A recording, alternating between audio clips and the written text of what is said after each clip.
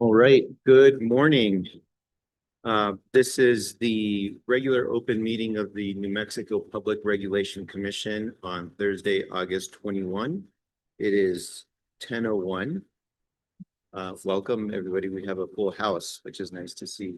We'll start with a roll call. Commissioner Nyberg? Present. Commissioner Aguilera? Present. Commissioner O'Connell? Present. Commissioners are here and you have a quorum, Mr. Chair. Okay. And now the pledge and the state flag. Like the Union Street of Fire, the United States of America. To the republic for which it stands, one nation, under God, indivisible, with liberty and justice for all. Salute the flag, salute the indivisible, with liberty and justice.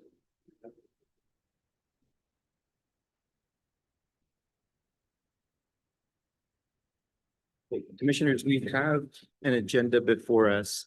I do have one item that requires additional research. And this is an item on the consent agenda, item 5, which is docket 25-00020 UT. And so I propose to strike this item from the agenda and take it up on another agenda. Are there any comments or additional changes just to today's agenda? Thank you for making that change, and I apologize to fellow commissioners that I didn't catch the thing that I wanted to do with that item soon enough that we could have had it ready for today. I try to get my work done early and I didn't on this one. So agree with the change to the agenda proposed by the chair. Okay, so with that, excuse me, with that one change, removing item 5 from the consent agenda, I would move to approve today's agenda. Mr. O'Connell? Yes. Mr. Aguilar, Yes. Mr. Nyberg. The motion to approve the agenda with the removal of consent agenda item number 5 passes unanimously, Mr. Chair. Thank you. Next item on the agenda is announcements, and I want to check with our general counsel's office first to see if there are any. I don't have any announcements this week. Thank you. I have a few announcements to share. First, we have a ongoing procedural rulemaking, and the initial written comments on those proposed rules are due today, August 21, and the docket number for that is 23-119. There will also be an opportunity to make public comment on those rules. We're having a public hearing on August 28, and that'll be in person or virtual. On September 2nd, we're going to have another workshop in our wildfire mitigation series. And that workshop is going to focus on grid hardening, cost effectiveness, and issues related to right-of-way. And so this is the third workshop out of 4 in the series, and we'll be here in person at the Bochum building, and the public can also participate virtually. Related to that, I wanted to mention that there was a wildfire preparedness town hall held yesterday, and it was hosted by PNM and the city and the county of Santa Fe, and I attended that, and it was really well attended. I would say there was easily over 100 people there, and that was really good to see, and the public had really good questions, especially for PNM, and so good on PNM for hosting that and taking those questions. So I thought that was a very helpful town hall to have. Moving on, there is another workshop that we're going to have on September 3. This is on the grid readiness and economic development workshop. And so that is going to focus on special tariffs and contracts for large loads, which is often how new data centers or industrial customers interconnect to the grid. that workshop is going to be entirely virtual. It'll be a busy week because we also have our open meeting that week, so kind of bracing myself for that one. And then I also want to, in walking in, you might have noticed all of the boxes that are out there, and there's a lot of staff helping prepare us for our move to our temporary space. And as we might know, we're also getting some space in Albuquerque. And so just want to give a shout out and thank the staff that are doing a lot of work to go through a lot of files and doing a lot of cleaning and organizing. And I had the opportunity to check out our basement for the very first time, which is stacked with boxes and actually not as scary as I thought it would be. But anyway, thank you. And if your staff and you find yourself with a little bit of free time, definitely go ask Melanie if she needs help moving the boxes, because I'm sure she does. And then one final announcement, we have a new DOE fellow that started this week, and her name is Kathleen Tepe, and she's over there and waving right now. And so we were fortunate in actually getting 3 DOE fellows. Kathleen's the first one to start, but the other 2 fellows will start this month. And Kathleen will be helping the commissioners. One of the other fellows will be in helping out in the Office of Technical Analysis and Policy, and then another fellow will be in the Utilities Division. Commissioners, do you have any announcements? No, just curious, are we still on track for the brief special open meeting next week for the budget? Thank you for the reminder. Yes, we are on track for a brief special open meeting next week, and that is because we have to approve the budget for the next fiscal year. And we have to do that by the end of the month. And so we'll have a brief special open meeting with the virtual only, and that'll be on our budget. And so I anticipate that will not be, I anticipate that it will be a quick meeting. And that'll be on Wednesday of next week. And sorry, didn't write that information down, but thank you for the reminder. Okay, with that, I think we could continue on then to our next item on the agenda, which is public comment. And I understand that we have one public commenter in person today. Yes, please, sir, please come up here and press the button on the microphone to turn it green.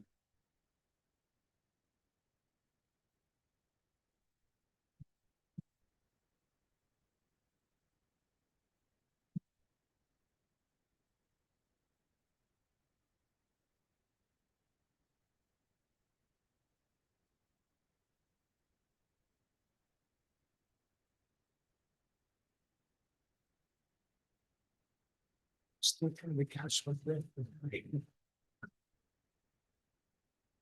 like to thank the commission for the NMPRC for allowing me to speak today. My name is Bruce Sanchez, and I've been a resident of the Lid Ranch community for the last 30 years. The residents of the Lid Ranch have been resilient and have been forced to go through something that a person should have to go through. The loss of water has been torturous in every way. With no communication from the Lid Ranch Water Company, the residents have been searching for answers. Why the well is dry, why Lid Ranch Water Company has let no information out, but most importantly, why Lid Ranch Water Company continues to bill its customers with the service being a trickle of water that nobody can do anything with. Water is a basic human right to survive. A person needs water to prevent dehydration, to keep their home sanitized and prevent disease from happening. Our residents vary in age from infant to 95 years old. There are residents that have healthcare is a great issue. When a person has had surgery, it is up to that individual to keep the area as clean as possible to prevent infection. My daughter in point had a tumor removed from her brain in February of this year. And it has been a chore to make sure that the incision has remained clean so that there is no infection. There's other residents in the community when it's had major back surgery and other that are Olympics and cancer. And they are having to struggle keeping their rooms clean with no water. There's other health risks. I'm now suffering from respiratory infection since the middle of May due to the air quality in my home with bacteria from not being able to flush my toilet. I myself am suffering from emphysema COPD. I'm in stage 3, and I have blood sacs on my lungs. This has turned into a common problem for everyone, something that is unheard of. Northern Ranch Water Company has not communicated with its customers as to what the problem is, but has been argumentative saying that it is public knowledge and to look things up online. The communication that Northern Ranch Water Company is on the Detroit community is flyers taped to mailboxes. That is a futile way of communicating, especially since not everyone in the community gets their mail with these mailboxes. Northern Ranch Water Company is completely responsible for the loss of water. They have had a permit to drill a new well for around 10 years and did nothing. They have an engineer that is listed on their annual reports that is also listed as the owner of the water company. It has always been known from the old PUC to the present PRC that a second well should have always been in place in case of an emergency. We are in an emergency situation now with no service to speak of. Northern Ranch Water Company has claimed that the trickle of water that they are so gracious to provide is a service. But with that service, there isn't enough pressure to provide water to the swamp pools. It is especially important for the elderly to prevent heat stroke. With this service that is provided, a person cannot use a dishwasher to make sure all cooking and eating utensils are sanitized. With this same service, clothes cannot be washed in the home. Because of no pressure, the people are now forced into another expense, having to go to the laundromat and still be responsible to pay a bill. School is now in session, and what harms are happening to the children in our community? Are there enough clean clothes for the children?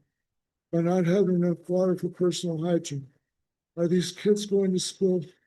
And what are the stresses these conditions are doing to the parents, both mentally and physically? Teachers today are required to notify CYFD if students do not appear to be taken care of at home. Don't get me wrong, because I see these kids every morning. There's a school bus stop next to my house, and I have to applaud the parents for our community. What a hard work. They're forced into by the events of the Northern Ranch Water Company. Children are supposed to be able to enjoy their school years, not have this undue stress forced upon them. The actions and irresponsibility of Northern Ranch Water put a greater pressure on all the residents, both young and old. If the water system that Northern Ranch operates has been maintained properly and had used all their powers to ensure that our community would have not gone without water, the people of our community would be in a better place. Northern Ranch Water Company was in possession of a permit to drill a well for 10 years and failed to do so. With that action, Northern Ranch Water Company neglected their customers and put all the residents at risk. I personally have spoken to the U.S. EPA, State Environmental Department, the Governor's Office for Consumer Affairs, the Torrance County Manager, the fire chiefs of both Moriarty and Torrance County Fire Departments, the Chief of Police for Moriarty, that is also a resident of Melody Ranch, 2 complaints are filed with the Attorney General's office, and a police report to the Torrance County Sheriff's Office for a threat was made to residents by an individual that was clearing up the area around the Melody Ranch Water Company pump house before the initial visit from the PRC. The residents are tired of the lack of communication, the undue stress and irresponsibility of Melody Ranch Water Company, and firmly support the recommendations set forth by the PRC Legal Division Report, case number 25-00054-UT. Melody Ranch Water Company has provided that they have only been in this business for profit, not for service. And with the negative and sometimes hostile behavior to the residents as a professional business and a public utility, their actions are completely unheard of. The community of Melody Ranch deserves better. We are tired of Melody Ranch Water Company's lack of transparency and total disregard for the safety of its residents, and unheard of and totally irresponsible. We, the residents of Melody Ranch, ask this commission to accept the recommendations set forth by the PRC Legal Division and to approve the receivership to EMWT, a company that has the abilities to get the necessary grants and loans available, and the staff and engineers to make this water system work again. Thank you.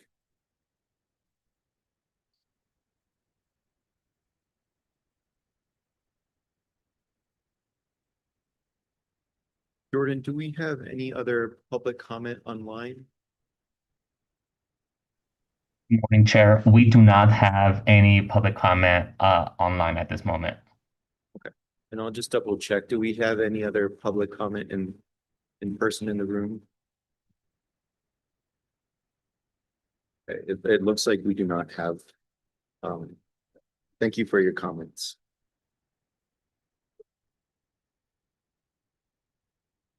The next item on the agenda is the approval of prior meeting minutes. Commissioners, we have a set of minutes for the open meeting that we held on July 24th. Are there any comments, or is there a motion to approve the minutes? Yeah, I'll move to approve the minutes as edited in Board of Ec. I'll second.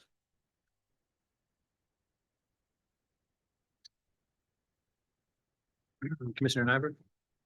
Commissioner Aguilar? Yes. Commissioner O'Connell? Yes, A motion to approve the minutes from July 24, 2025 regular open meeting as edited and vote effect passes. Yes.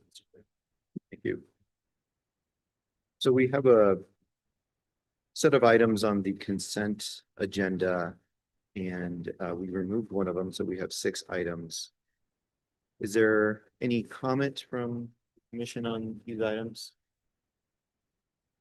Looks like not, and in that case, I will move to approve the items on the consent agenda. We'll vote.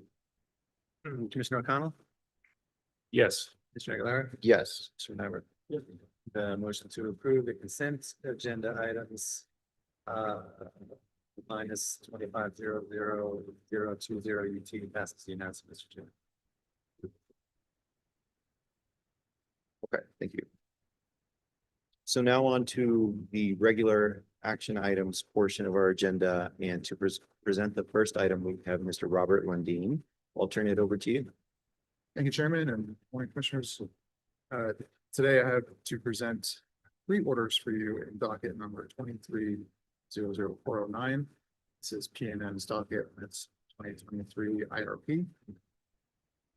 In July, PNM filed a motion for an extension of time of its deadline under 17.7.312H, which is the IRP rule shortlisting procedure, where PNM selects a shortlist from the bids that it received back in May.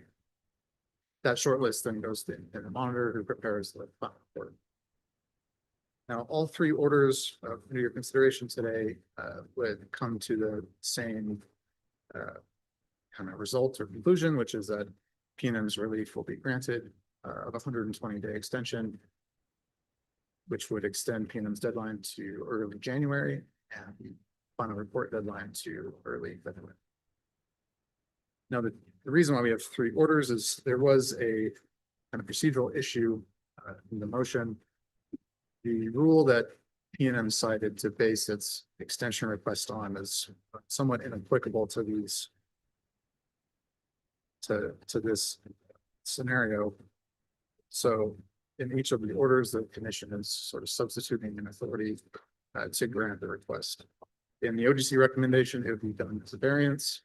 In the first alternative, it would be done under the commission's general authority. And then the second alternative, it would be done under rule 1.228K. And I'm happy to field any questions.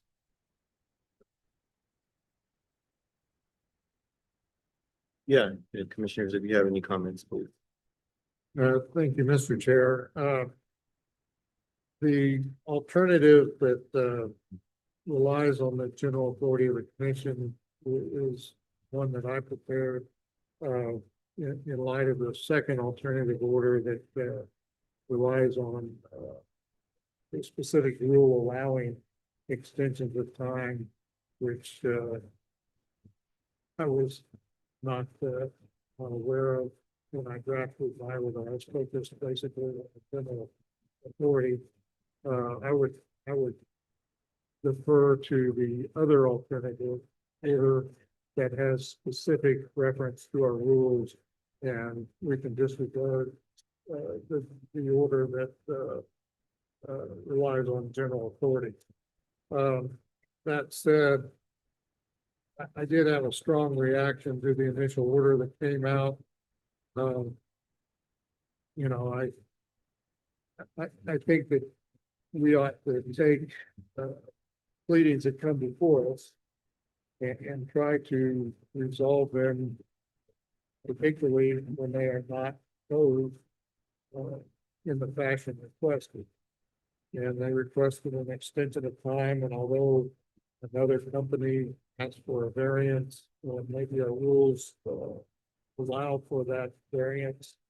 I think we ought to try to accommodate parties, particularly in uncontested matters, as easily as possible with what they've requested. So I prefer the order that grants the motion to extend time, and would argue that that is the motion that we should consider today, disregard the order that denies the motion. Thank you. And just to provide a little more context, since we have an audience here, the question is about extending the time that the utility has to review the bids that were submitted in response to the RFP, and whether we should consider that as part of the variance provisions in the IRP rule, or whether we should use the extension of deadline provision that we have in our procedural rules. And as I was thinking about this, you know, I was thinking about, well, how would we want to handle this in the future when it comes up? I think that when it comes to changing a deadline, moving a date, it seems reasonable to me that we can consider that under what I think is our maybe lower standard of good cause, as opposed to looking at it through the variance standard, which, and I know we've talked about this a little bit, but just for sake of argument, is looking at whether the request meets the public interest. And so I think that would be a higher standard. I think that it makes sense to treat a request to change the deadline, the number of days that are allowed under our good cause standard. And so that's what I think is appropriate. And so I would also support that, that option of the three.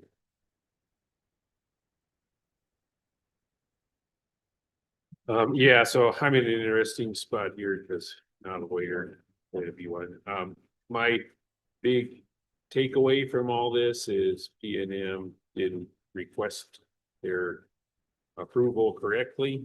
You know, they pegged to a rule that is requirements stemming from commission final orders, and instead they should have used the rule that they're trying to change, or the overall rule about variances. I think it's worth it to talk about this today, just because I agree the outcome is uncontroversial. It should be granted. Just trying to avoid a situation where, because P&M picked the wrong rule, then that could be a reason to off ramp even considering the substance of the request, right? Dismiss the thing because they used the wrong rule. So I think it's worth it just to say, hey, be careful, make sure you use the right rule. Was hoping we could come out of here with some kind of clear statement of guidance on whether you should use 1.2.2 or the rule that you're trying to change with your request. I don't have a dog in the fight about which of those legally is better. Personally, just makes sense to me to use the IRP rule because that's where the date they're trying to change lives. But I'll just vote with the majority on this.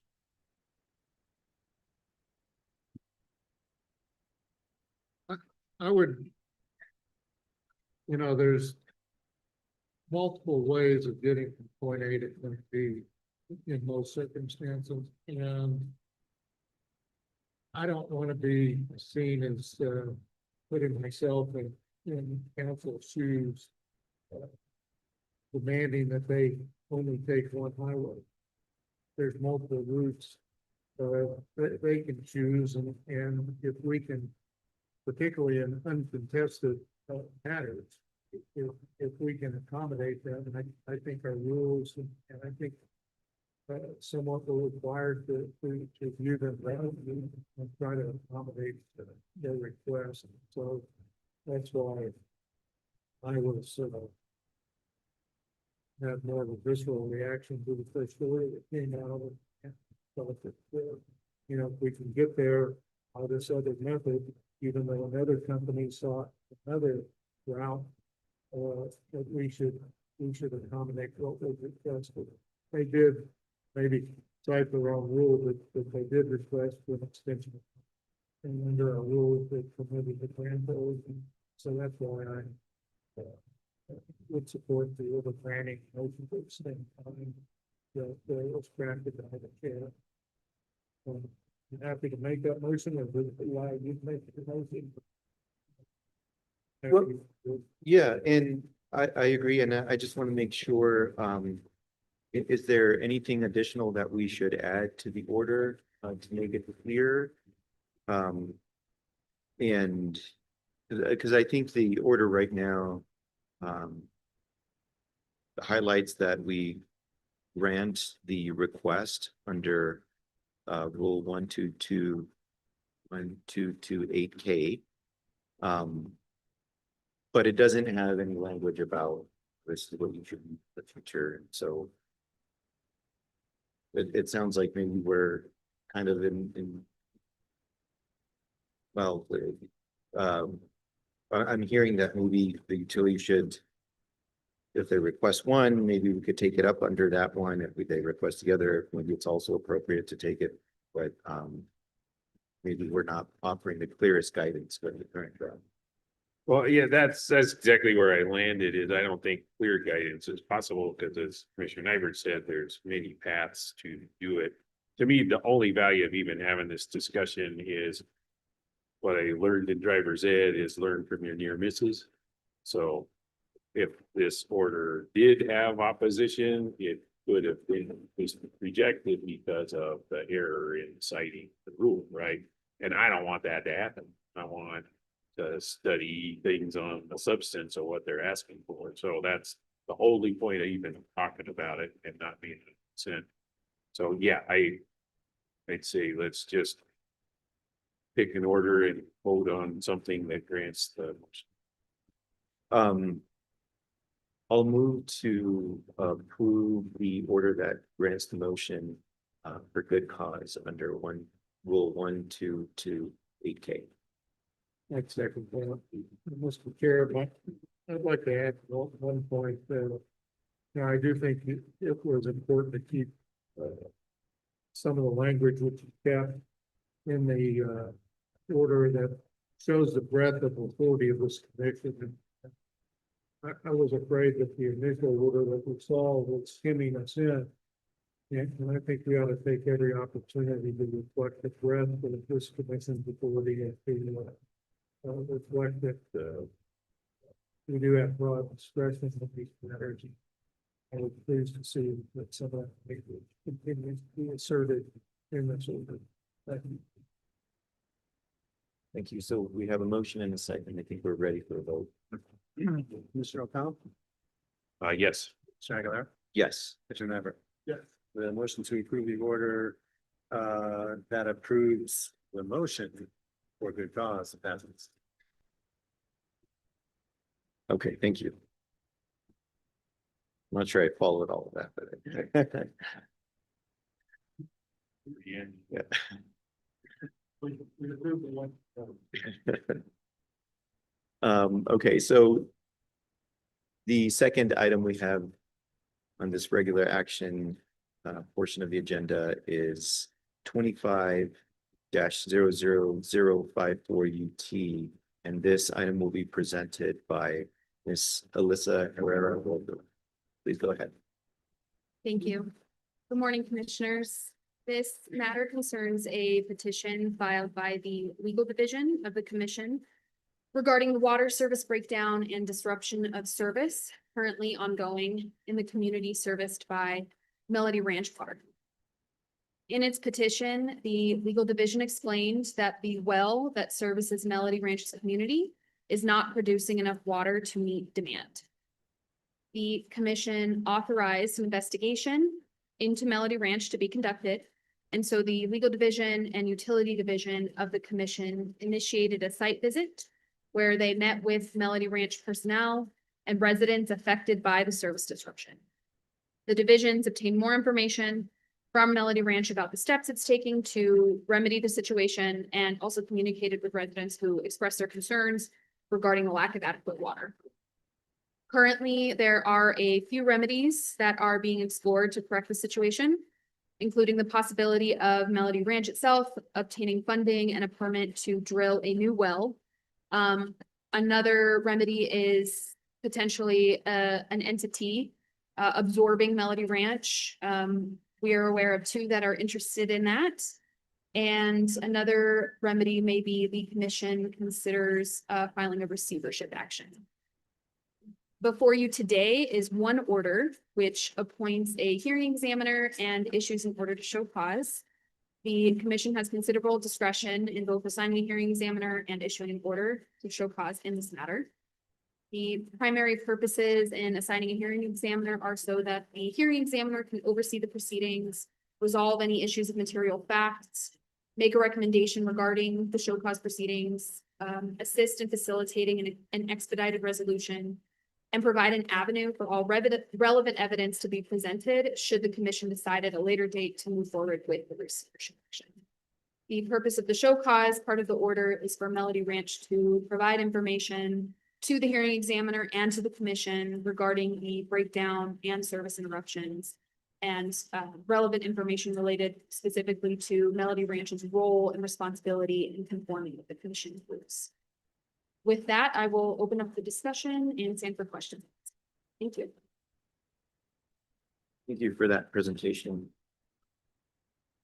Well, I appreciate the order before us to show cause, which would adopt staff's recommendation, and I support it. The one thing that I want to emphasize is that the priority is to get Melody Ranch to customers water, and that's really the highest priority. when thinking about issuing the order to show cause, one thing that comes to mind is whether this could somehow disrupt progress that is currently being made. And so I want to emphasize that, at least for myself, if there is a receivership or somebody else who steps in and corrects the problem, they should be thanked, not penalized. And so I just want to send that message, because I don't, I'm concerned that if we issue this order to show cause, an entity that is interested in taking over might pause a little bit. And so I want to provide some reassurance that for me, I don't think that they, thank you for stepping in. And I hope that message is clear. We also received some comments in the record from Melody Ranch. And I think the message there is the well is dry, and that's what happened. And so, there's nothing to look at here. And maybe not. And so, I don't want to prejudge any of that, but I think it's important for this show cause order to dig into some of those details. Commissioners? Yeah, I would just echo everything the chair just said. I agree with that. Also, just as an aside, I think it was an interesting example of how having our hearing examiners in-house and available to us affords us some flexibility, because, as we heard this morning at this meeting, the sense of urgency is real. We share that. Our processes are meant to be deliberate for good reasons. So by this order assigning it to hearing examiner and giving a hearing examiner authority, move with haste and won't have to wait every 2 weeks for a decision. That's a feature of the order that I just thought was interesting and worth mentioning. And thank you for hearing examiners and utility division staff who've been working hard on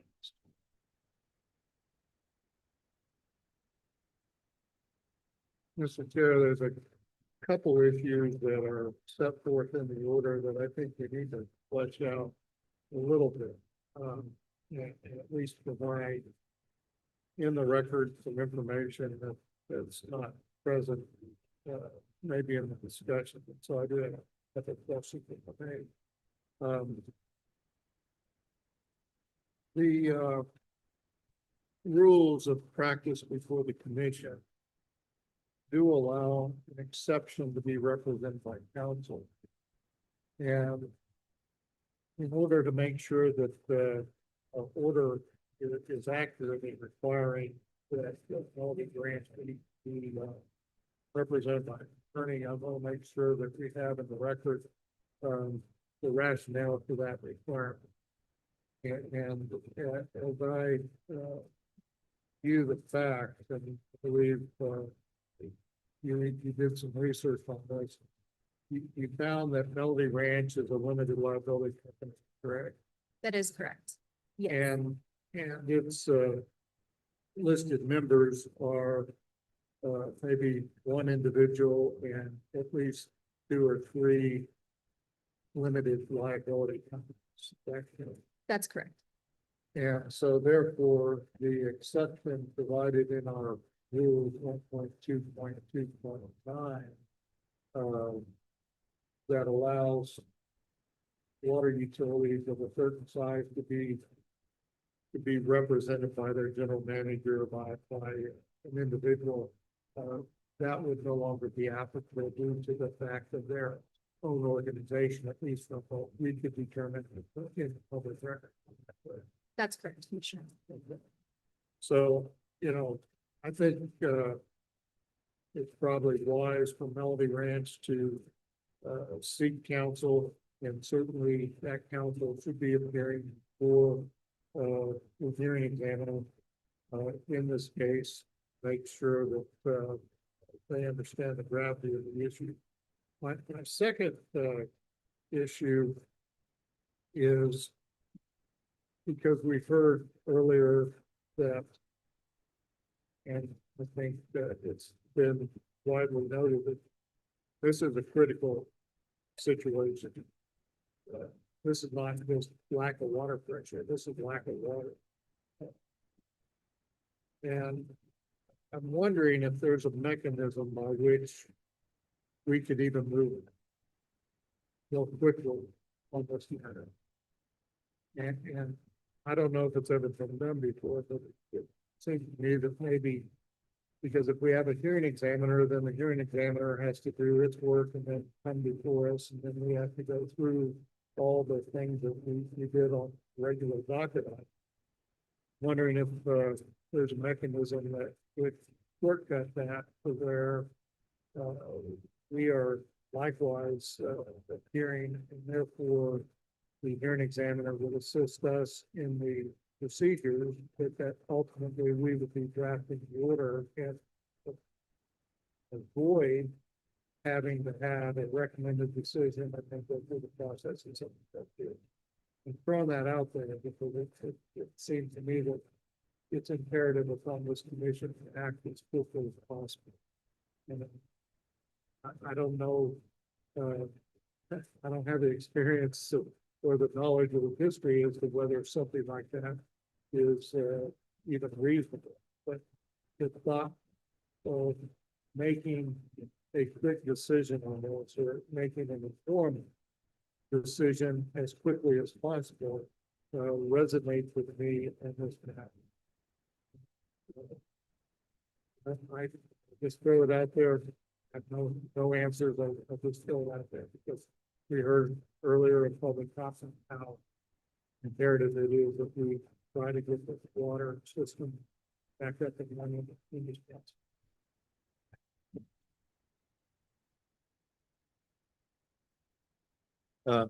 Thank you for those. With respect to the first one, which might be an easier issue to handle concerning being represented by council, I think another option for us is to eliminate all of the language that discusses that they have to be represented by council. I do recall reading in Melody Ranch's response that they are seeking counsel, so it might be a moot point. If there's any kind of concern about that, and so wanted to offer that as a potential solution is to just remove all of that language. And well, actually, let me pause there so that we're not talking about multiple issues at once. Well, I think, if they don't qualify for the exception, they have to be represented. Whether we say it in the order, whether they appear before the hearing examiner or not represented by counsel, the hearing examiner can ask them, how do they fall within that exception? It's pretty clear if the information available on the public records is accurate. It's pretty clear that they do not qualify for the exception. So I don't think we need to state it in the order, but if we do, I just want to make sure we have it elected. So I'd be amenable to making it out. If you take it out, it's in a good place. Findings and conclusions.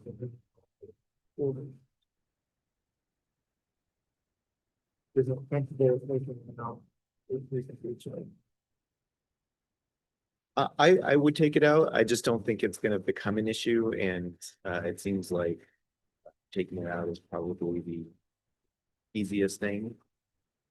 Yeah, that would be my recommendation. Okay. And as to the other issue about how can we act more quickly? Yeah, and I think I definitely would call on our council to help us out there. One thing that I don't think we focused on too much, but it's the fact that this order also instructs the legal division to mediate the quickest and most prudent solution that results in adequate water service. And I understand that staff has already been involved in this and doing an excellent job. And that might be the quickest way to solve the problem. And so wanted to focus on that because depending on that mediation, I could see different motions being filed in response that the commission might consider. There could be, for example, a motion to hold the proceeding in abeyance while the mediation occurs. And while there's a potential receivership or something. So that's what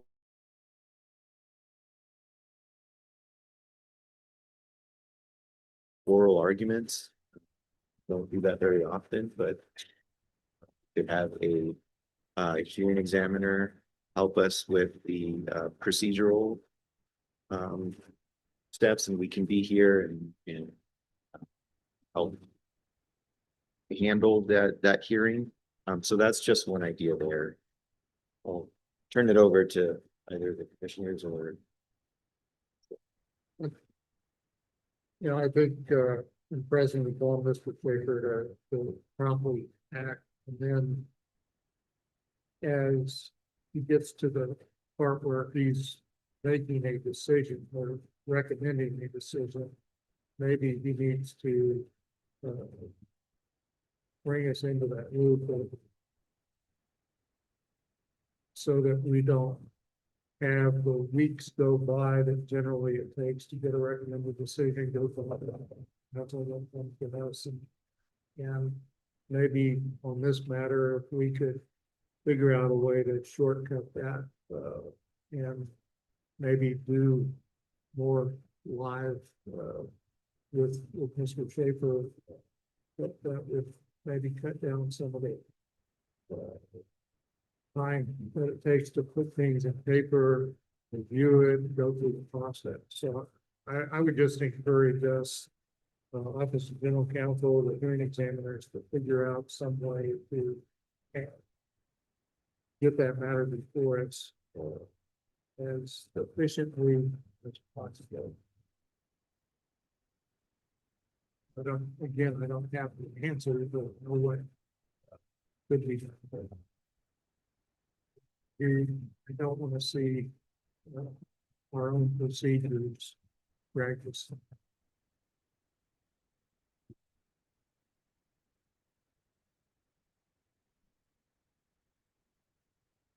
And in that spirit, I'll move to adopt the order proposed today with we made some revisions to it in the discussion, right? Delete paragraph 16 and paragraph B as a dash.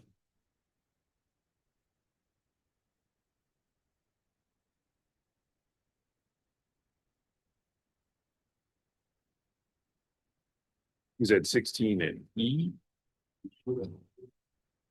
Oh, D.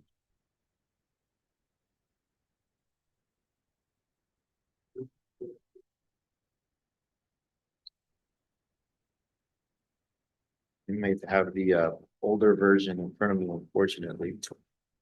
Yeah, because for me, D is the order of the show cause, which I don't think we're deleting. Yeah.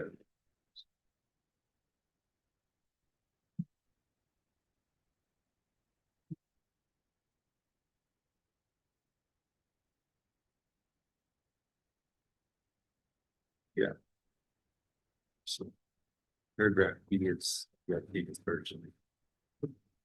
I apologize. There's also a sentence at the end of paragraph 10 and the corresponding footnotes. I'll include that as well. Okay, so I think we. I'll second. Okay, yeah, and to discuss that a little bit, I think we understand that we will be removing the language that relates to Melody Ranch. Whether they need to be represented by counsel, it sounds like it's at least based on my reading from Valley Ranch's comments, it might be a point. And I do just want to check with our council to see if we're okay with the rest of it as the order stands now. The order appoints a hearing examiner. Commissioner expressed an interest in making sure that our procedures do not get in the way of progress, and I certainly share share that sentiment. Thank you.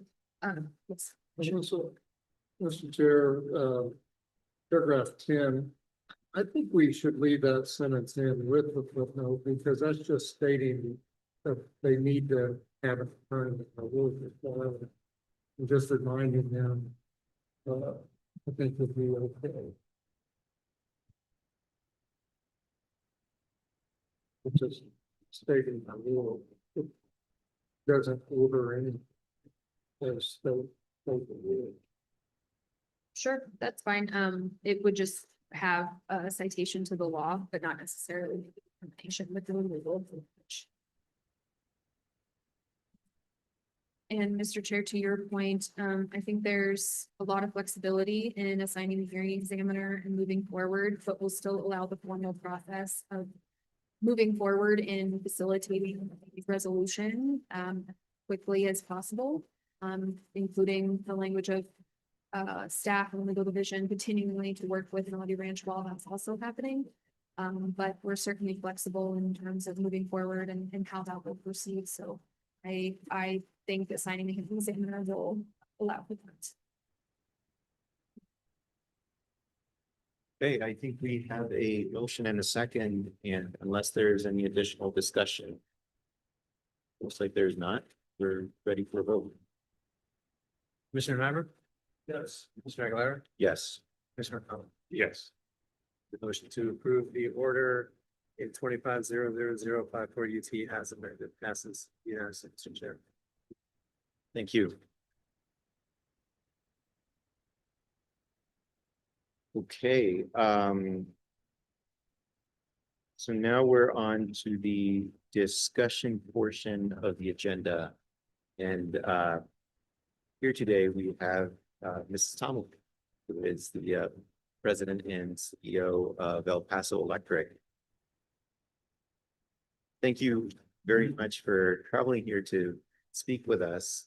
And just for the public's awareness, the commission had sent Ms. Tomlin a letter inviting her to an open meeting to discuss general concerns with some of El Paso Electric's filings and a desire for improved communication between El Paso and the commission.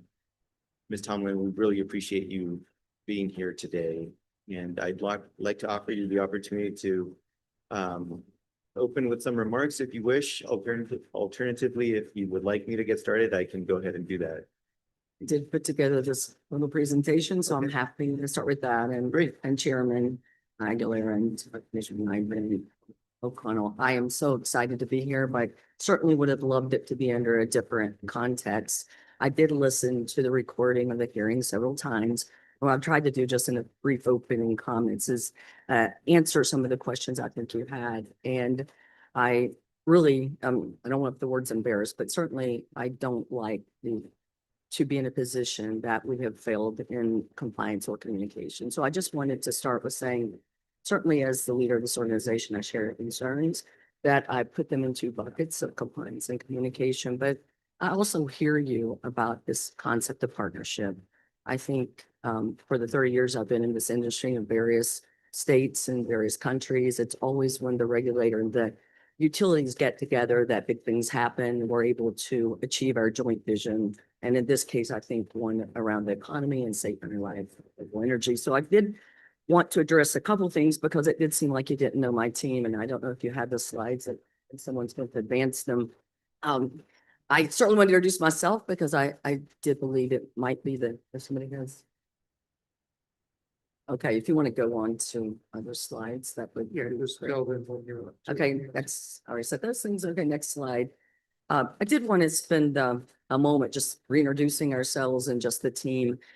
As I said, I'm I'm the president and CEO of the company. I came in 2020 from my history, and I began in 1990 with what is now First Energy. I've worked in most regulated and non-regulated markets, PJM, ISO New England, ERCOT. I worked in the UK and the Caribbean, and I've been honored throughout those 35 years to be a part of this industry, which I think is the fabric and the foundation for the world as we know it. I just wanted to at least talk about our team. We're really proud that we've been able to, until this year, keep our O&M flat since 2019. And a lot of the ways we've done that is by having organizational efficiencies.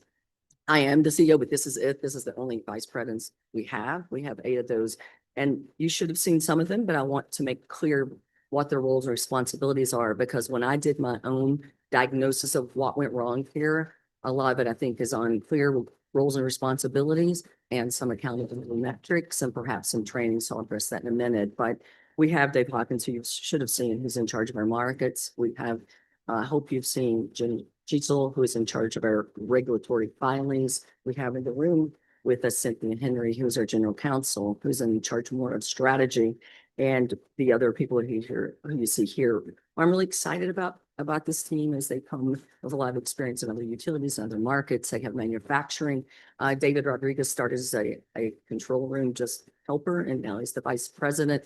They bring a lot of experience and a commitment to this state and to our industry. If you want to go to the next slide, I hope you know these people, because while you haven't probably seen them as much, this is the team that's dedicated to New Mexico. And I want to make clear, and perhaps I haven't been visibly here, 100% committed to New Mexico.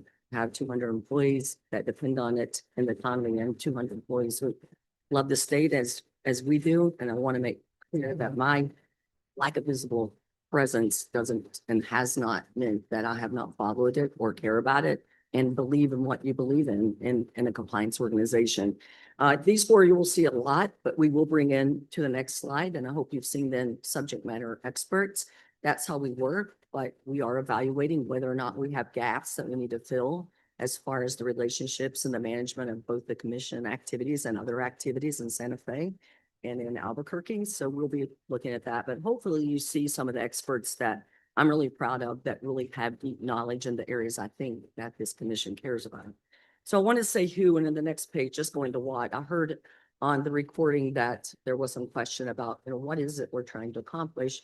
And 5 years ago, we did take a step back and we said, what are we really here to do? And utilities throughout the world say safe, affordable, reliable electric. And of course, that's it. But what is that underlying purpose and what is the why? And I've heard you talk about it today. It's bettering the lives of the regions you serve. And for us, New Mexico looks a lot like my hometown of West Virginia. There are some socioeconomic issues. There is this idea of making sure we move forward quickly. And in my state, which I do love dearly, we didn't take some signs. We hung on to coal mining for a long time, and that resulted in poverty and some other things that we won't need to go into today, but they weren't in any way good for the people of West Virginia.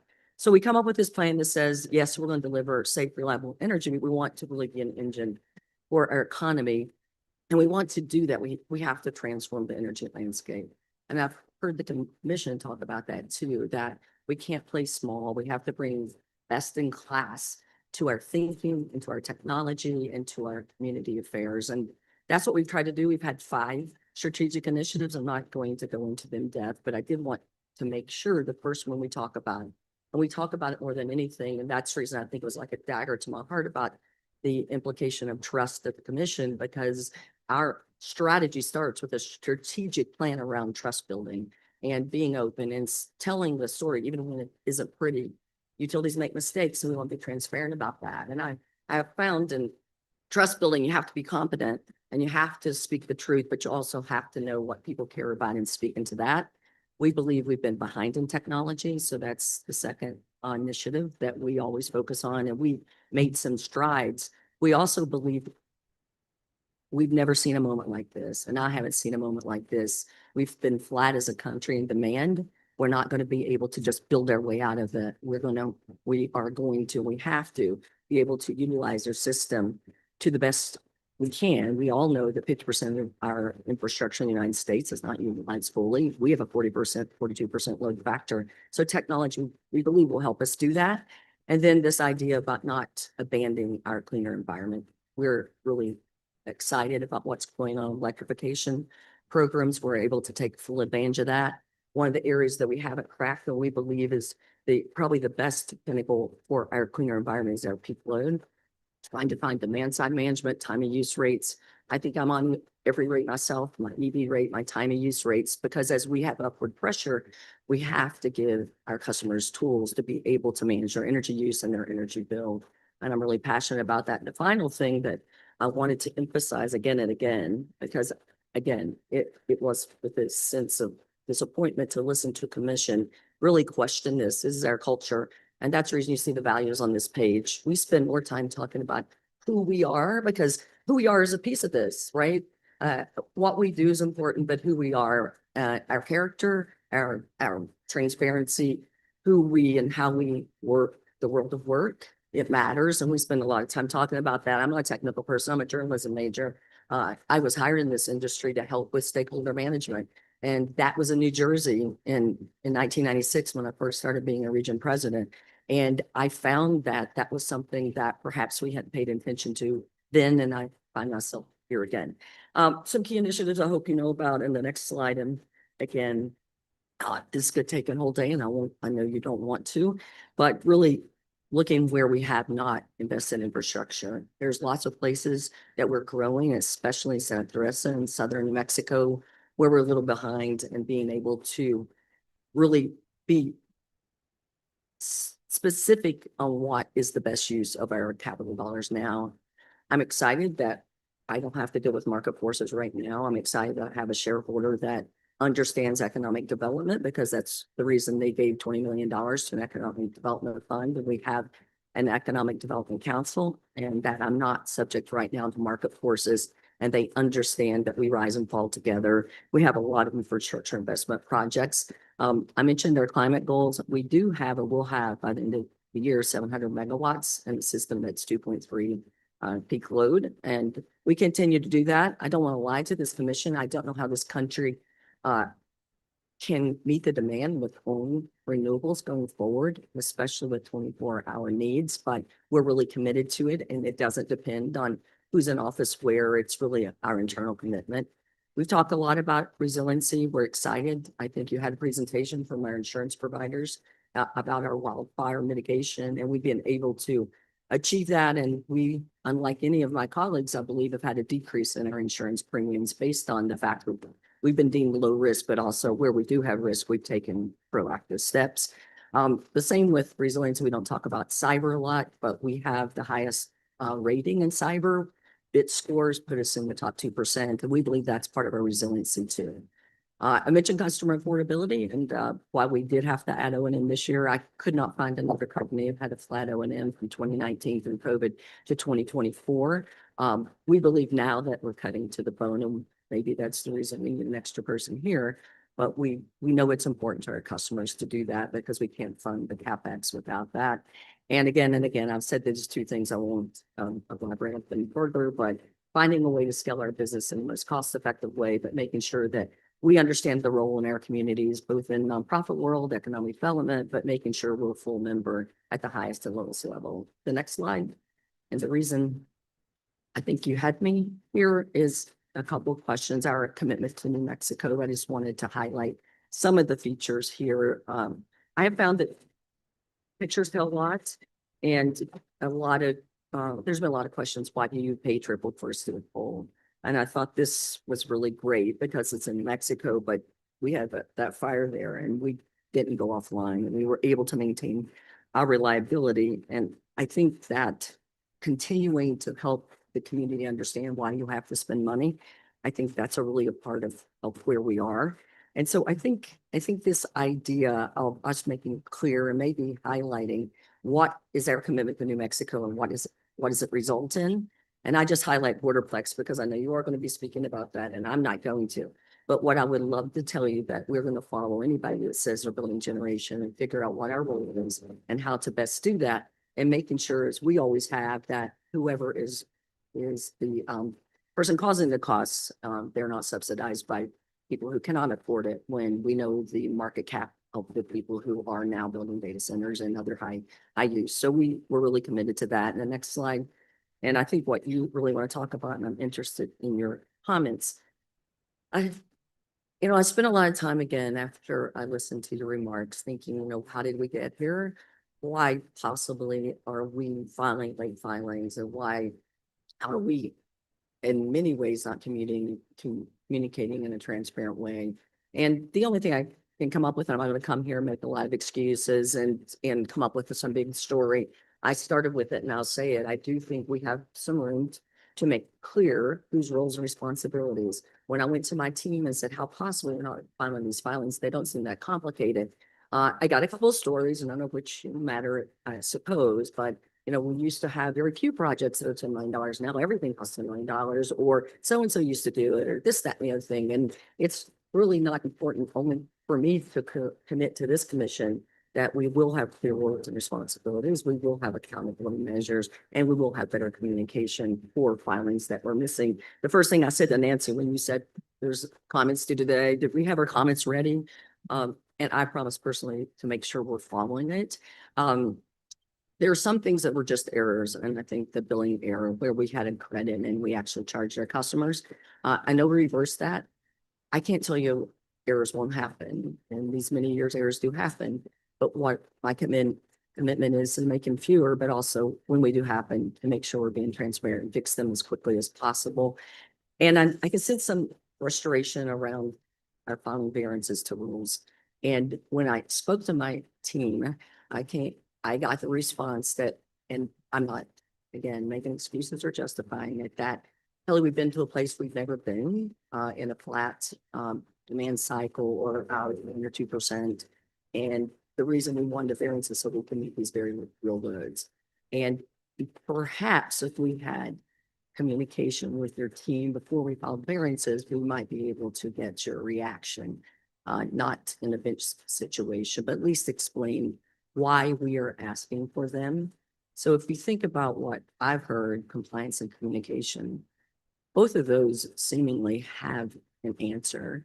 And I think dealing with errors that utilities have in an open and transparent way is something that we want to recommit to. When I was driving up here, I thought, you know what? We were really excited when the commission changed. And I was excited personally because I've been in various different constructs in Illinois, New Jersey, and Pennsylvania, whether they're appointed or elected. And we're really excited about having a knowledgeable, thoughtful commission that remains the same today. So it's with, great, I can't think of another more human word than sadness that we obviously haven't lived up to your expectations about what a utility should do in that environment. And whatever we need to do to get back on track, we want to do that. The people in this room, I hope Rico and Nancy and Leslie, they're here every day. And I love coming to Santa Fe. I'll be here Saturday for another event. But if it takes me being personally involved and the members of my leadership team are happy to do that. So I guess I'll end on, I guess a bunch of sorries, but also to restate what I started with on the last slide, there's 2 slides that sum up something we shouldn't even have to say. If you want to go to the next slide, it's just this idea that next slide. It's restating what I just said, but in light of what I just said, I wanted to give you a heads up on 2 things. We filed a rate case when I first got here in COVID, which resulted in a rate decrease, and then we went through all kinds of gyrations, but we haven't filed one in a while. We will be filing one, so heads up for that. I also think as we implement new technology, it is a practice and a best practice to let your commission know that you are in the process of implementing an ERP or a new billing system and making clear that we're going to do everything we can for readiness with consultants. But in those situations, it's been my experience that you sometimes have a performance blip when you're implementing new systems. So we are in the process of implementing an enterprise resource plan, and I will have our team make sure that we're letting you know the schedule for that and our preparation for it. And if we envision or see any problems, we won't go live with that. But we are a little bit behind in a couple of different technologies. We've had to invest very quickly in new customer systems that were no longer supported. a lot of predictive technology, so our substation can talk to each other, and we move very quickly to implement systems to catch us up to what I believe the residents of New Mexico deserve. But that comes with its own challenge. So we will make sure that we are communicating about those systems and why we're doing it and what I believe the results are. And so going forward on the next page, again, I feel like I'm just saying the same stuff over and over again, but we do have a shared vision for this state and for the people that we serve. We take as a great honor what we do, and we know nothing works if we don't, and we take that with a great sacredness. And we know that partnerships are and developed on this idea of mutual trust, and ongoing engagement is key to that. And regulatory expectations will be on our agenda and my personal agenda for my executive team, and making sure that we're clear on it and that we have the people here that are here every day involved in those decisions in a really transparent way. And commissioners, you can hold me accountable if, not that we'll be perfect, but if in fact you sense that we're getting off track and going too far down a road that indicates a lack of respect or a lack of compliance or a failure. So thank you for giving me an opportunity. I wish I was here under different context, but I'm glad to be here. Lynn, thank you so much for your comments and really appreciate you being here. And you said you listened to the recording and you likely sensed some frustration on my part, and having you here and, hearing your explanation, I already feel better. And just some of the things that I want to make sure that that I communicate, because you said a lot of things that I really agree with, and I think are foundational to a regulatory environment. Regulation is necessary because of laws and because we have to serve the public interest, but it doesn't have to be overly complicated or burdensome. I think it can be facilitated, and it becomes more difficult when there is a lack of trust in transparency. And I want to hone in on one of the things that you said, which is that we share a lot of the same values. And I was thinking about that we share the same responsibilities, because El Paso Electric and this agency serve the same customers. And in many ways, we have the same goal. We have the same laws that we need to abide by. And you said the exact phrase that I had in my notes, that we are serving the same customers and we want to make sure that they have safe, reliable, and affordable service. And so in many ways, we're trying to achieve the same thing, and doesn't mean that we're always going to agree. And that, there might be times where we make decisions where that don't go your way. I think one of the things that I wanted to express is that not all hills are worth dying on, and sometimes El Paso just kind of needs to, hop on board and get to work. And I think knowing which battles to pick is more of an art than a science. But I think that with more communication, like you've done today, I think that we can get to the same place, because you said a lot of things about economic development that I really agree with. I've mentioned before that one, I don't want this commission to get in the way of economic development. And I've also mentioned that in order for this state, which kind of compared to West Virginia, where we have low income individuals, and we talk about this in our rate cases all of the time. If we want to stop talking about that, we need to invest in ourselves. And I think that means investing in our grid, creating opportunities to interconnect more customers that can help this state stop talking about how many low income individuals we have. And so I agree with you that we share a lot of the same values and a lot of the same goals. And I really think that more communication will help us get this. Thank you, Chairman. I go to various industry events and I watch utilities with their commissioners look like they're, speaking the same language and they're partners and they're presenting the same viewpoint. And that's certainly where I want to get there. And when I first came to this company, our CapEx budget was $200 million. And the previous CEO jokingly said, don't judge me. I didn't have any money to invest. And we have tripled that investment in rural infrastructure projects throughout our service territory because it is needed. And the first thing we do have to do is make sure we have a reliable grid. So I appreciate those comments and I also understand the obligation to make sure we're spending the money in the best possible way. So thank you. Yeah, commissioners, do you have? Right to share? Mr. Chair, I just, I sense the frustration and that's why I suggested that this, occur. Because I've always felt that we wanted to hear directly from the top. When the problem, and we try to send messages subliminally through messengers. So I appreciate the common being here today and hopefully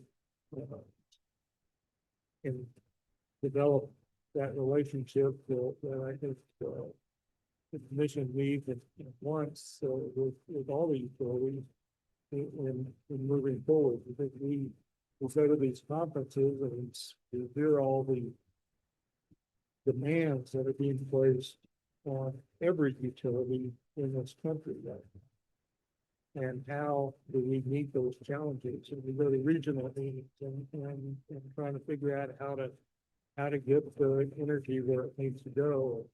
How do you pay for all the expenses that are being incurred?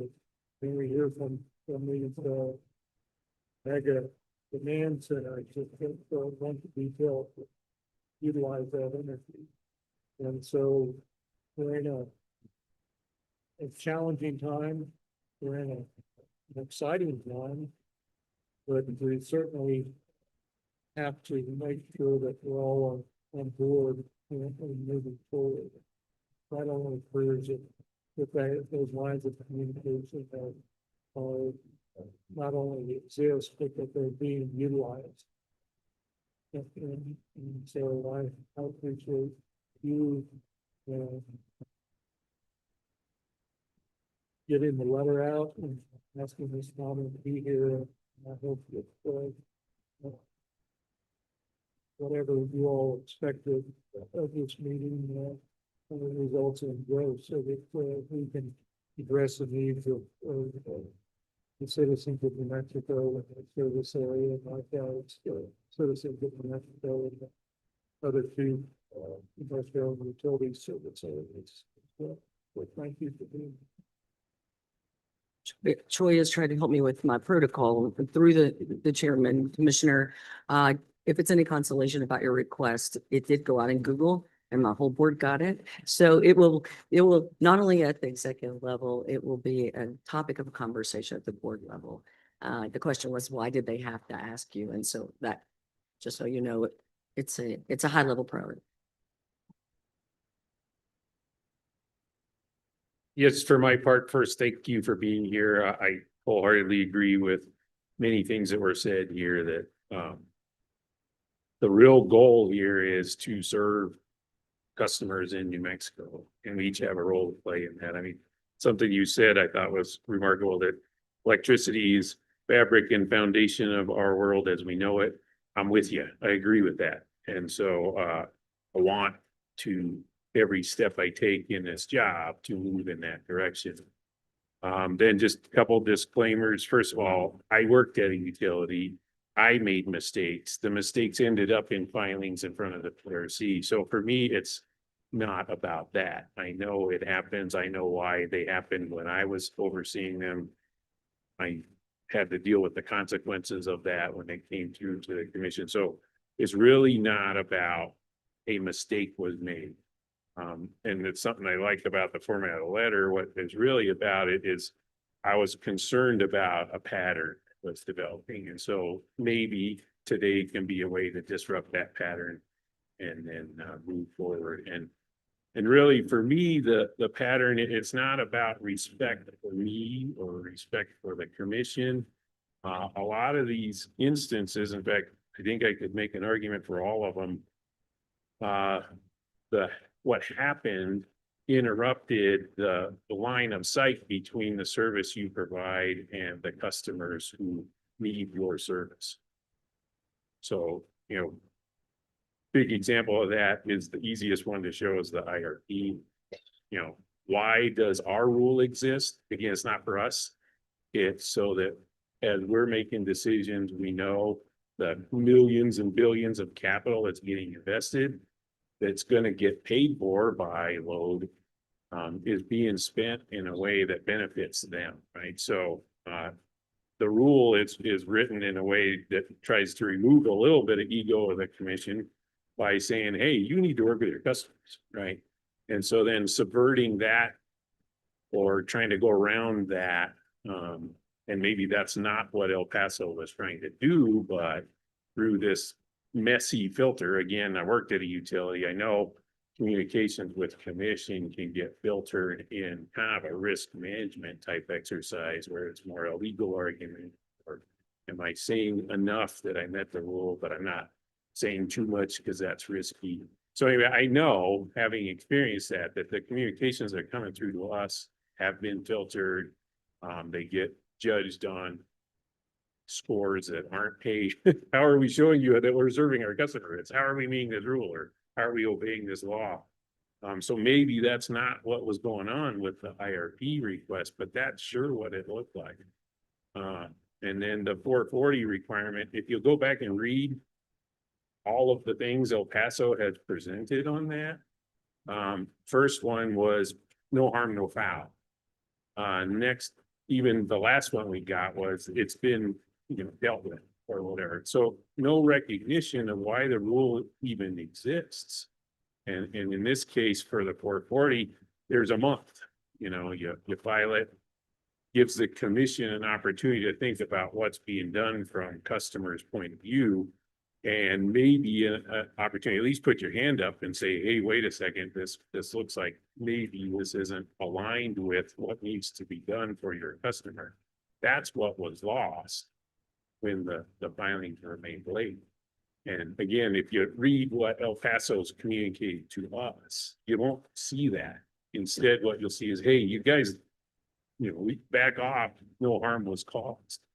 It ignores why the rule exists. And maybe, again, if you go through line by line, you might be able to make that argument. It's the pattern. And so that was really why I was in favor of this. I mean, my mind is kind of unprecedented, and having been a utility employee, like, oh my God, what are we asking for here? Because I can imagine the stress it might have put on your organization to help you be ready to be here today. So not just thank you to you, but thank you to whoever else was out there. But I'm not going to apologize for forcing the conversation. I know you said it, you had a deep conversation inside, and that conversation is continuing. I'm glad we're having this conversation here today. And then going forward, I love that you're talking about technology. Would encourage you to go read what El Paso files in the interconnection rule process and think about, is this really showing that we're committed to technology? And frankly, the interconnection rule, we're trying to implement the thing. It was written a couple of years ago. It's already behind, right? So if you go to the conferences, great strides are being made by the industry on how to streamline, simplify interconnection and things that will make the grid more resilient better by allowing two-way flows or those type of things. So I'd say lean into not just I'm investing in technology. Here's where we're going. Don't just fix the issues that you've got, and help us see why you're doing that. And if it requires some way to have thing that's not going through your regulatory department, your lawyers, because they're gonna turn it into something that doesn't communicate much, then we need to figure out a way to do that. Anyway, thank you for being here. In in my many years, I've had to explain this idea about the regulated and the regulator and monopoly service and how this regulatory construct works. So perhaps the word respect isn't the most accurate, but we do understand the roles of the regulated and the regulator. And in the misfilings, as I said before, and you have put the new categories, and I appreciate that. They're just, I don't have an excuse for it. I do think for the exception request, it was how can we get resources on faster? Because perhaps we were just caught, like demand is growing faster than we expected because a lot of reasons, but I just appreciate you pointing to the narrative, the missing narrative. You have filings, and if they don't say anything and you're not having conversations about vision and mission and where you're going and why, you're not going to understand filings. So I appreciate that. And again, all of you, thank you for having this. Thank you. And the last thing I wanted to just kind of share is that, I mentioned lack of trust and transparency. And in terms of the lack of trust, I also think it works both ways. And so it's not, I don't sit here and just say that it's only that we should trust you guys. You need to trust us.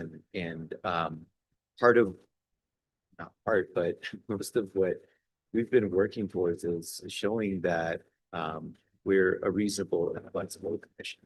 And I really think that communication can help build more of that trust and transparency so that we can achieve the same goals. No commission wants to be blindsided by by a major strategic move. Just like the utilities don't want to be blindsided by new policy, right? That we would make. We strive when this is a reasonable and predictable regulatory environment. And so I want to hear from your team. I want to hear what your goals and challenges are. I want to hear what your stakeholders' concerns are. And these are problems that require solution, and the stakeholders as well are trying to achieve the same goals. And so we can definitely work together.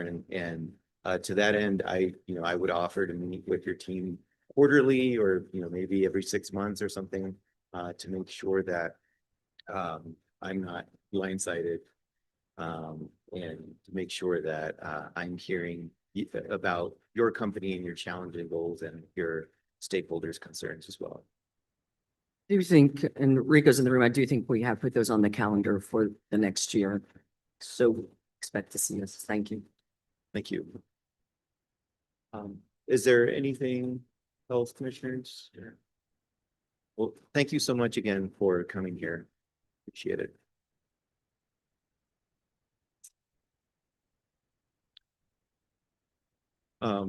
Next on the agenda, we have communications with Chief of Staff. I have a quick announcement if I may. I have a correction to the dates of the workshop that were announced earlier. My apologies, I got those dates backwards. September 2nd is the grid readiness and economic development workshop. September 3rd is the wildfire workshop. Okay, thank you. So still back-to-back workshops, just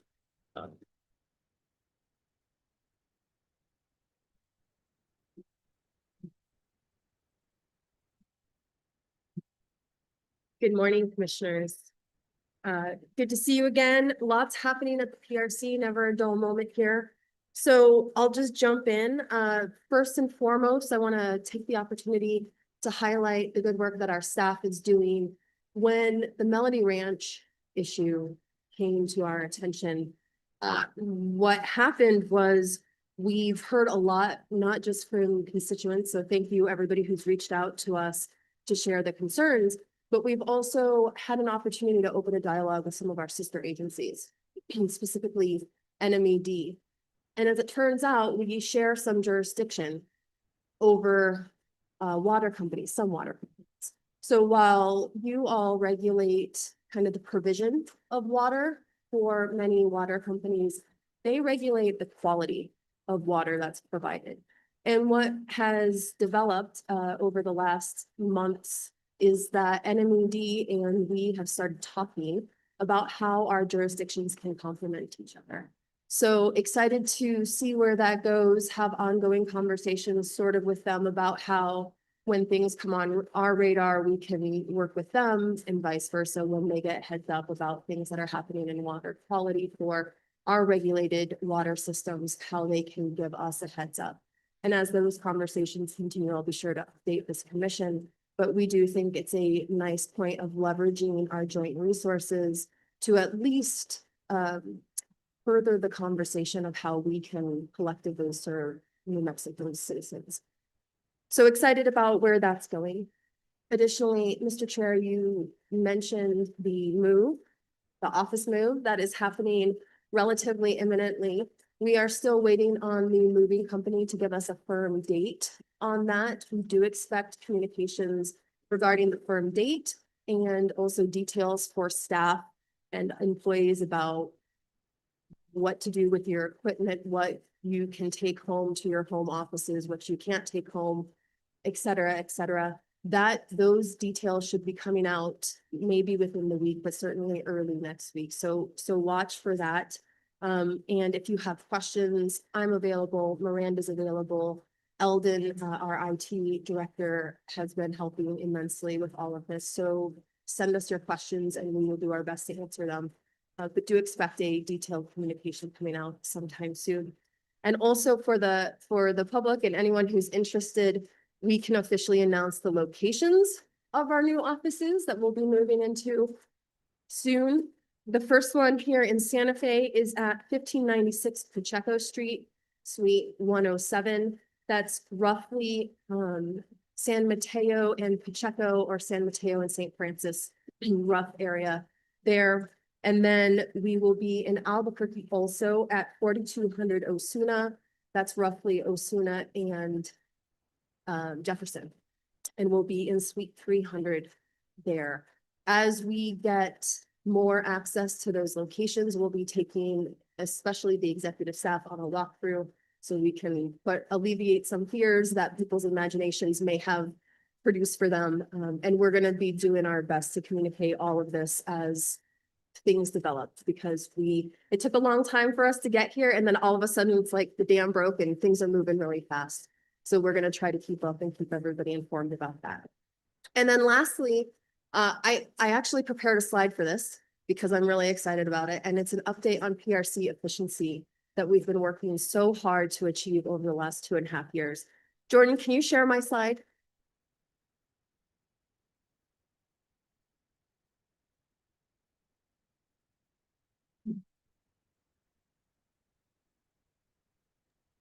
Do you see it, Choya? We can see it. Thank you so Perfect. much. So we've been telling anybody who would listen, give us more resources. We're really committed to achieving efficiencies, to achieving more timeliness in decisions, to really being committed to serving New Mexico.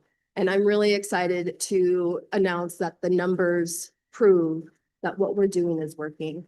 So during the year 2023, our average case took 212 days to resolve from opening to close.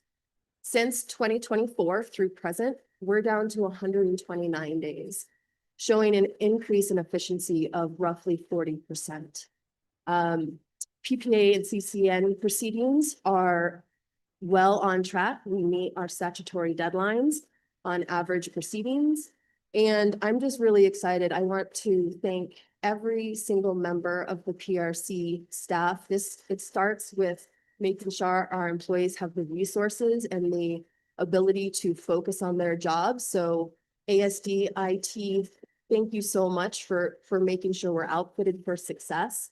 And then everybody who's involved in the adjudication, from utilities division and legal, who prepare the testimony and the record, to the hearing examiners who have been doing their hearings and churning out recommended decisions in a timely manner, to OGC, who evaluates and assists the commission, and everybody in between. It's really a group effort, and I think this number is exciting. And I want to express my gratitude to our team who's been tackling it to make this. With that, I stand for questions. Mr. Chair, I do have one question. A lot of your discussions with the environment department and seeing what happened with Melody Ranch. Do we as a commission need to look at the other water utilities that regulate and see if there's some things that we need to be aware of with their systems to avoid the catastrophe that's happening in the Melody Ranch area? Mr. Chair, Commissioner. I think the answer is probably yes.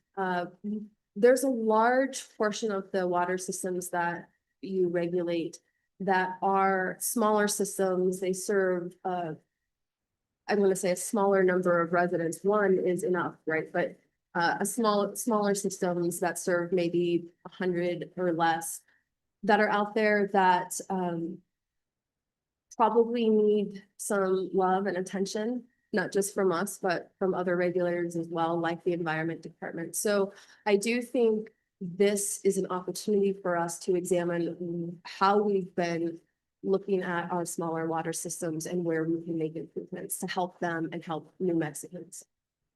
Maybe after the moves, we ought to explore what we should do and maybe what mechanism that we should employ to make those requests. Because I don't know, but I feel that there may be a number of situations where similar things could happen that would result in similar issues around the state. You know, in Melody Ranch's situation, the well going down and the other well not producing any water, puts you in pretty dire straits. And it was concerning to hear that another well had been applied for and approved, but never drilled. Maybe there's some things that we as a commission ought to be really looking at, make sure that there are contingency plans for when bad things happen. When aged water systems, bad things are going to happen at some point. I appreciate maybe having this discussion after we make the moves. Thank you. Yeah, I was, first of all, gonna say thank you for all the work on the office move. I mean, it's a lot of work and had planned on doing that this year. So here we are. But then just to follow up on what Commissioner Nybert was saying, it was a hallway conversation we were having upstairs, and I think this is right, frankly, with Melody Ranch, we were able to find their CCN, and then there isn't another filing from them since 1996 or something like that. So just interesting that we have a regulated utility that has never had any activity in front of the commission. Whether that means anything or not, I don't know. But that might be the kind of thing that when we got some capacity and time and space, and especially with digitizing all our records the way we're going to be doing the thing you didn't talk about, the big e-docket switch over. It'd be kind of, you know, there's a lot of stuff that's commanding our attention, mergers, rate cases, you name it. Might be interesting to look at the other end of the stick is who are we not hearing from and then try to figure that out why. Because a lot of these water systems, what they have in common is you can build a water system and you don't have to touch it for 20, 30 years. But then the day you do need to touch it, it's a lot of money and your rates don't reflect the investment. So that's just broadly the issue with water utilities across the country. How invested are we with that problem? We might be able to do some data dive and get some at least useful rocks to look at. Thank you, Mr. Chair, Commissioner. I also think we are fortunate to have a compliance auditor recently joining our staff, so it might be an interesting conversation that I plan on having with her. Thank you. Yeah, thank you. And it, you know, staff is, or I don't know if I should say staff, but maybe advisory staff has heard this. Not necessarily tasking anyone in particular, but it could be worth to have, you know, like a day workshop and talk about all of this. You know, it seems like these wells should be tested. They, you know, they probably are, maybe not all of them. And so I think it would be worth having a conversation about that and then seeing if there's anything we should do. That would be good.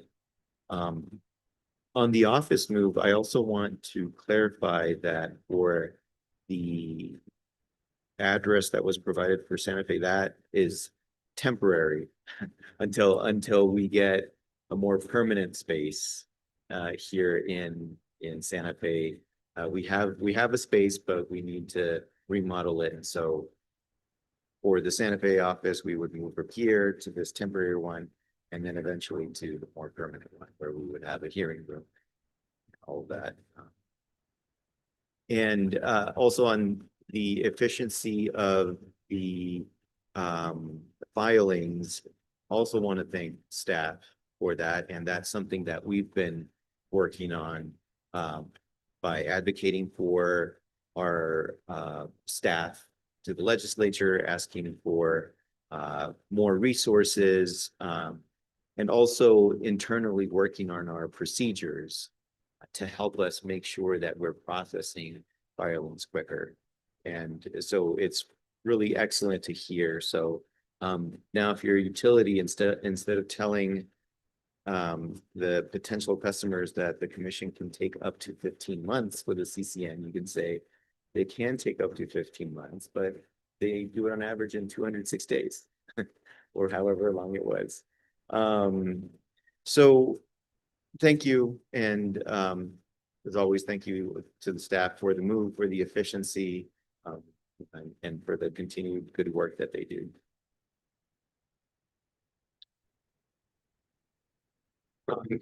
So now we're on to communications with commissioners. Didn't write down any of my dates, but as I had mentioned previously, I'll be going to this IRLE training as part of the training that I have to do under the statute. And so that's put on by Northwestern. It'll be in Colorado. And it's from like a Wednesday to a Monday. There will be a lot of reading for that. And I don't think I have anything new to report.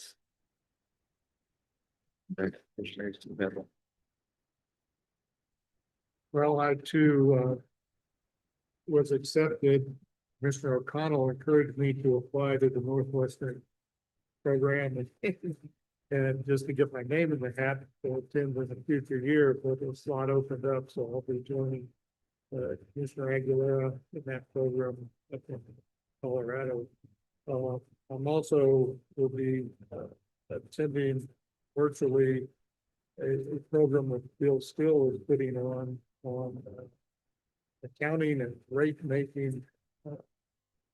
And that will certainly probably open my eyes even further than the currently open. So just more information I've kind of put in this head that seems to be exploding. But those will be two things that I'll be attending here in the next few weeks.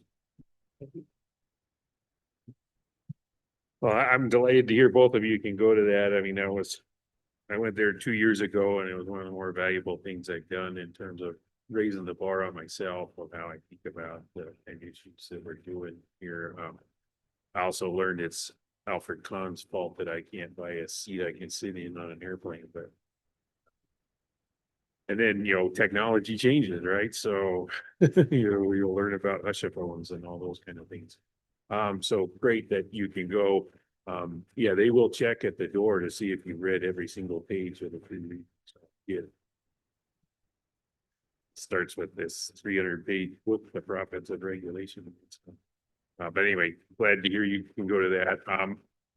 I'm gonna next week go to an event called Western Power Players in Utah. Delighted that John Bagacco can go with me. I'll be doing a panel on Thursday morning about from regulation to action. So kind of a theme of what today's meeting was about. Happy to have John as my wingman. I think we'll be the two tallest people in the room. So delighted you can join me at that. And then yeah, other than that, we'll be back and on workshop of Palooza the week after.